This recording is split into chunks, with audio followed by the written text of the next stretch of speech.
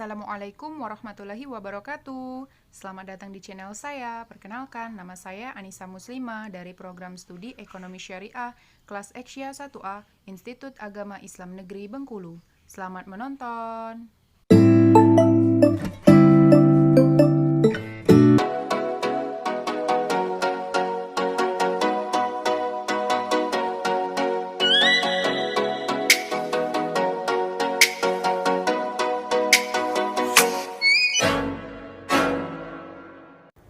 Baiklah teman-teman, sebelum saya menjelaskan tentang ekonomi Islam di era milenial, kita harus mengetahui apa itu ekonomi Islam.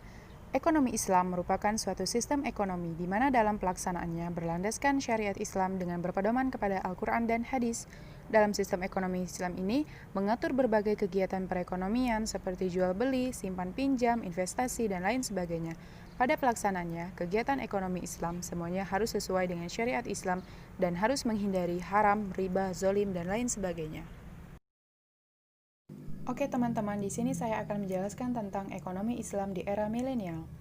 Sistem ekonomi konvensional di era milenial saat ini telah melahirkan makroekonomi yang membawa ketidakseimbangan antara defisit, inflasi, tanggungan hutang, pengangguran, kemiskinan, kelaparan, monopoli, dan bahkan memecah belah status masyarakat.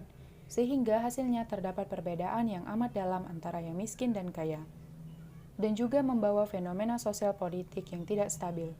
Oleh karena itu, sistem ekonomi Islam yang berdasarkan tauhid dilihat sebagai alternatif untuk diterapkan di Indonesia. Hal ini selaras dengan perkembangan sistem ekonomi Islam yang semakin nampak keunggulannya. Dan di era milenial ini, sistem ekonomi Islam dipercaya dapat mengatasi masalah-masalah ekonomi di tanah air. Oleh karena itu, ada strategi yang dapat mendukung peranan, prospek, dan penambahan sistem ekonomi konvensional menuju sistem ekonomi Islam yang strategis, yaitu dengan melakukan perubahan-perubahan dalam sistem ekonomi untuk disesuaikan dengan sistem ekonomi Islam yang memberi dampak perubahan dalam politik, sosial, keselamatan, dan lain sebagainya. Strategi ini menggunakan metode SWOT. Metode ini berhasil, maka sistem ekonomi Islam dapat diterima oleh negara-negara di dunia. Untuk memudahkan penerapan sistem ekonomi Islam, negara-negara diharapkan berkenan melaksanakan satu sistem yang sama, yang akan menjadi modal kepada negara-negara bukan Islam untuk melaksanakannya.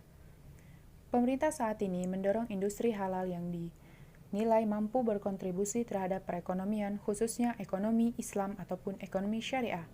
Kepala Bappenas, Bambang Brojonegoro, menjelaskan saat ini potensi pertambahan ekonomi Islam di Indonesia masih sangat besar. Karena itu, pemerintah berkomitmen untuk terus melakukan sosialisasi terutama ke generasi milenial yang terus berkembang.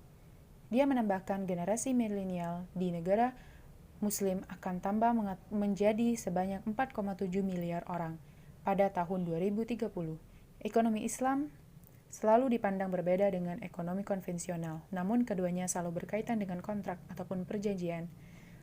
Semoga dengan adanya perkembangan ekonomi Islam di Indonesia ini, masalah perekonomian negara semakin membaik dan juga dapat mengurangi pengangguran yang ada di Indonesia, lebih-lebih mampu membawa keseimbangan pada defisit, inflasi, tanggungan hutang, kemiskinan di masyarakat Indonesia.